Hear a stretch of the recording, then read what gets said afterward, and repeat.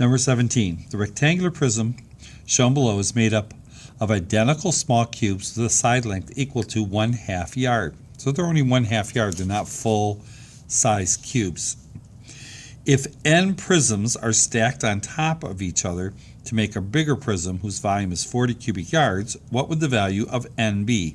So I want to know how many cubes it would take to make 40 cubic yards. Now this is volume, and we know volume equals length times width times height.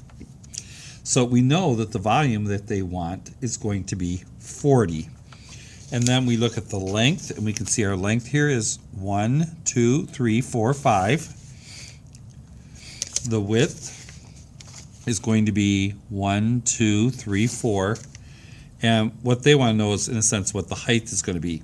So 40 equals 20 times what? And so 40 equals 20 times 2. So the height is going to have to be 2. Now this would be if each block were 1 yard. So we're taking each of these as a yard by a yard by a yard. So that's a cubic yard. But they want only 1/2 yard.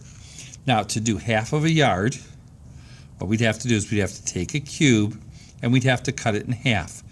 And since a cube is 3D, we have to cut it in half 3 ways. So we have to cut it this to here, we cut that in half.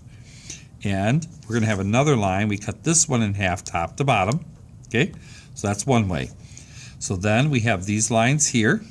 So we cut it in half here, going up, and we cut it in half there. Then we have our lines going this way. We cut it in half there, and we cut it in half there. So we can see this is 1/2 and 1/2, which makes 1 whole yard this way. This makes 1/2 and 1/2, which is 1 yard, and it's also 1 yard tall. So if we take a look at here, we can see we have 1, 2, 3, 4 on top, and so that means you have 4 more on the bottom. So that means if we were to actually take this and put 2, each of these then would end up being a 1/2 of a cube. So we'd have to have 8 to make up 1. So a 1/2 is actually, we have to cut this into 2, that into 2, and that into 2. And 2 times 2 times 2 equals 8. So that means we would have a total of 40 cubes.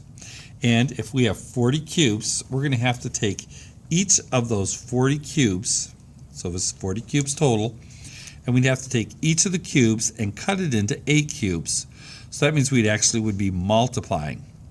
So we'd have 320 1/2-inch, or excuse me, these are 1/2 yard cubes.